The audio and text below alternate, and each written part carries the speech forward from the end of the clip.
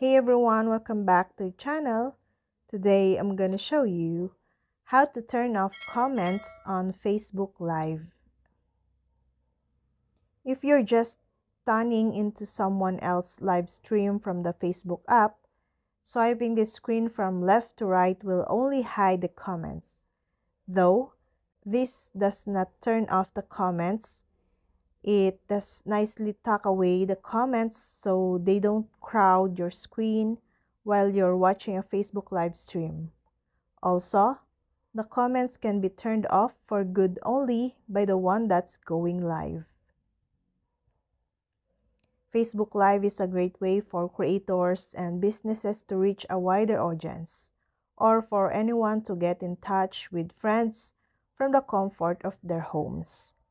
But it may not always be advisable to have comments enabled.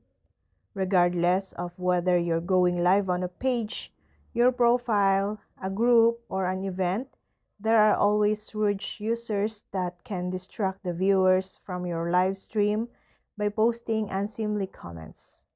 So, if you've been wondering how to hide comments while watching Facebook live stream for good, here's everything you need to know about it.